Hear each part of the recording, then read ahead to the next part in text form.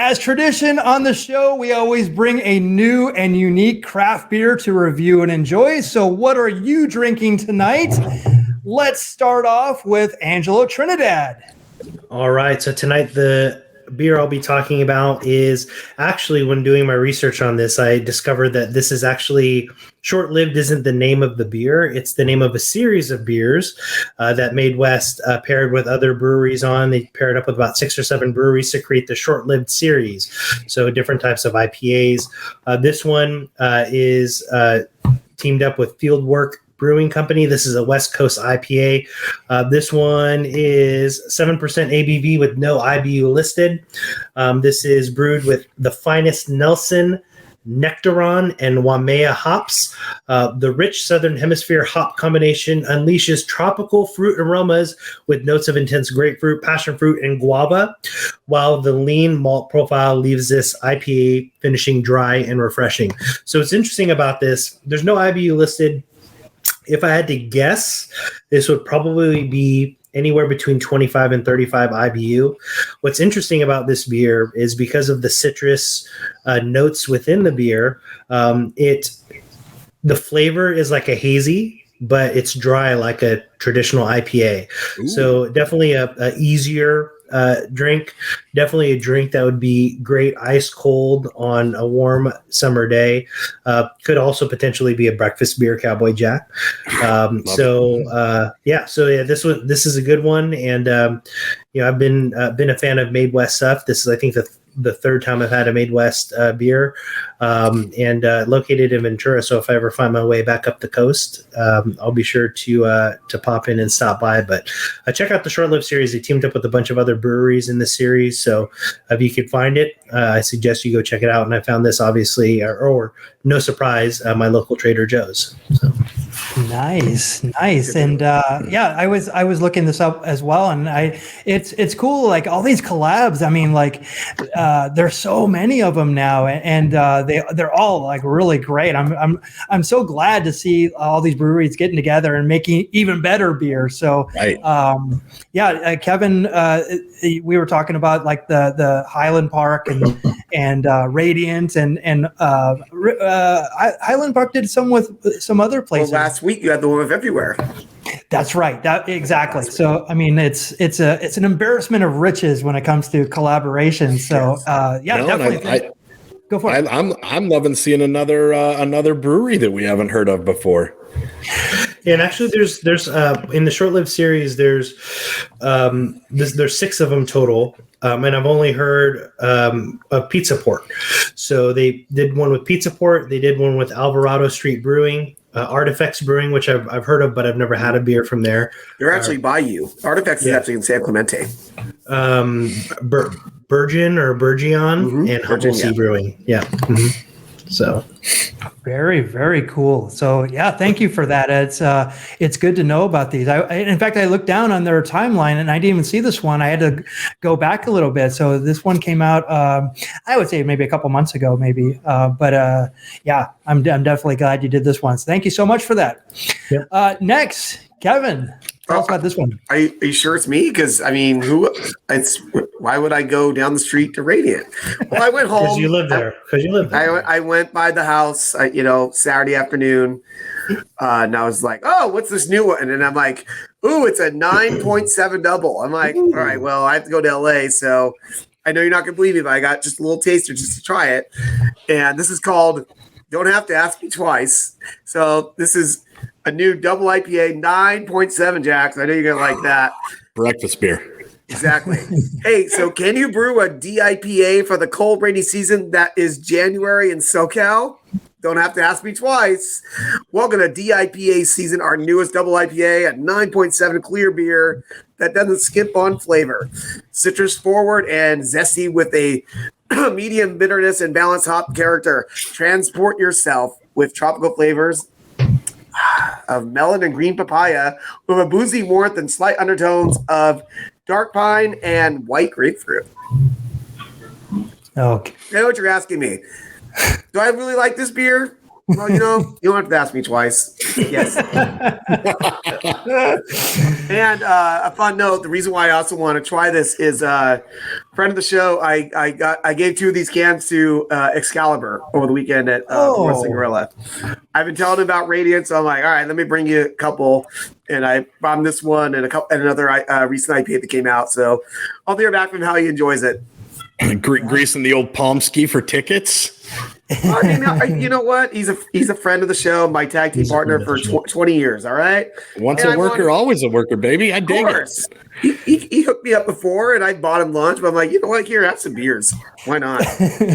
I believe Taro and Excalibur were their tag team was called the Thin Towers. Excuse me. No. Excuse me. That's not it. How dare you? Some fan had the audacity to call us the Thin Towers because we were called the Twin Towers. It's 2000, by the way, not 2001. We were the Twin Towers. We were thinking of Hakeem Olajuwon and Ralph Sampson. All right, Michael Mondragon. Hey, my bad. All right, thank you. But some guy went the Thin Towers, and I had to hide because I was laughing so hard when he said that. It was perfect. If you ever saw us together, yeah. I mean, you guys were 2 very muscular, barrel-chested men, so yeah. Best chest in the West, baby. We're still an 11. We look like an 11. You know about turn to 11? We turned it up to 11. That should have been your tag team name, 11. I know, I should have. I wish I would have thought of that. Well, it's never too late, right? That's right. True. Yes. You're officially not retired, but oh, good gosh. Well, I mean, I gotta be like Jack. I gotta drink until I retire, so I'm never gonna retire. All right, Cowboy Jack, you're up next. So, my brothers, we're all aware of my greatness. I mean, there's 2 men on this earth better than me, and I'm both of them. But a little known fact about me is I'm a feminist. So that's why I was so excited when I stumbled upon Greenwood Brewing, located in downtown Phoenix, which is just a mere 12-minute walk away from Chase Field if you want to check out a ball game.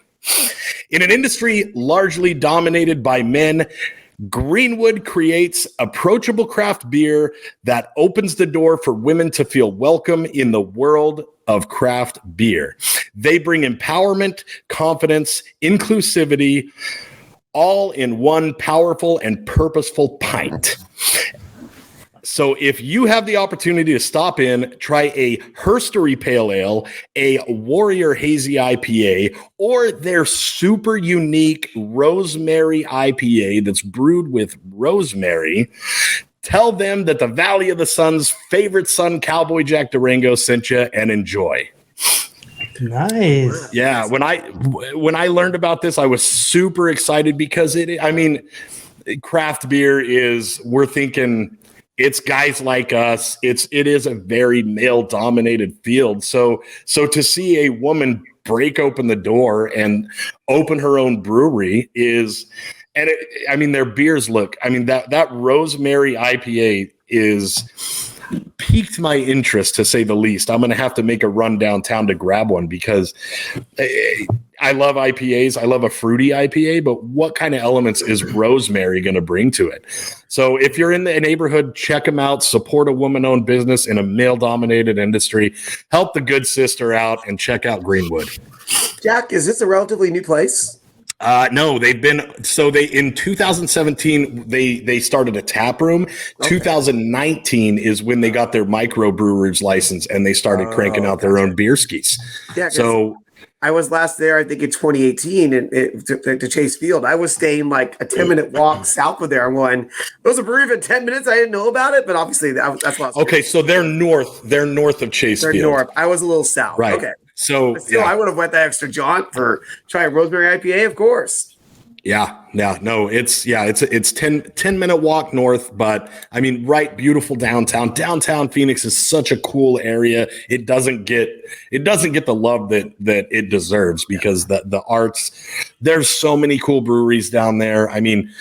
We should just take a week and spend all day for 7 days drinking beer downtown Phoenix. In downtown Phoenix, I'm like, I do that now. Sure. Yeah, what's the selling point for Kevin? Right. Yeah, what's new, right? Well, Jack, I want to thank you for talking about this brewery. And so you said you have not been here, right? No, sir, I have not. Well, I have. What? I actually have a rosemary IPA. Stop. We did not plan this, by the way. So I'm not in my normal location. You can probably tell by the echo in the room. But I am actually 1 mile and a half away from this brewery. I actually stopped there today and got a rosemary IPA. So since I'm out here and I will be seeing you at the end of the week, one of these has your name on it. So I'm going to try this rosemary IPA. And so let me first say that I think that it was, we talked about it. Unfortunately, they're no longer around. Indie Brewing. Mm-hmm. They did a collaboration that I had last year. They did it with the Pink Boots Society, which I believe that that this is a part of, because I saw, I looked at the website and the owner had the pink boots on. So, and if I'm not mistaken, that had rosemary in it as well. Oh, really? So this is Arizona grown rosemary that it's there. So I'm going to try this right now. By the way, you can totally smell it on the nose. Really? Yeah. Yeah, and the Pink Boot Society, from what I'm aware of, it's just all female brewers are in this group, and they actually do some collabs or some work together to make beers. The only brewery I can think of off the top of my head that's in our area that's female owned and run is Three Weavers, which is up over by about a mile or so from Inglewood. Inglewood's. It's about a mile or so east of SoFi Stadium in the Forum, and also by the famous Randy's Donuts. If you know where that, you would know Randy's Donuts, you saw because you've been going off the freeway. Yeah, if you see the Simpsons, Lard Lad is that's what that's based on. Yes. It was wasn't Randy's. It was also featured in Iron Man 2. I think. Oh, most likely. Yeah, it's one of those. He was sitting in the donut. Yeah. Right. Yes, exactly. So this is the Rosemary IPA by Greenwood Brewing, 7.2 ABV, 56 IBU, and it 56 seems high. Right. I bet it seems like it's a little bit lower than that. It doesn't taste as hoppy as that, but maybe a little bit.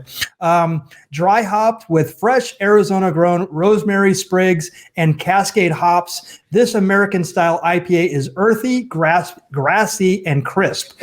Perfect description of that one. So, yeah. So here you go. Perfect. Greenwood Brewing. There you go. Love it. Love to see good sisters out there making good beer. Love it. Now, so that's a little bit out of your wheelhouse. You go for more of a juicy IPA, more of a hazy. How does that stack up in your wheelhouse of beers? It's different. It's different, but it's very easy to drink, and it does remind me of kind of like an Arizona beer. It has that kind of Arizona beer flavor to it. The California beers, I think, are more like the West Coast IPAs, just because they're juicier and kind of more fruit based, flavorful. Like like I said, the hazies taste like orange juice almost, but in a good way. And so this is fantastic. I like this better than like just like a regular Kolsch or anything like that, or a lager. I would drink this. It's still an IPA, Right. Yes. As I say, that's one thing amongst this is kind of a heavy IPA group here. You know what I mean? Yes. Right. Yes.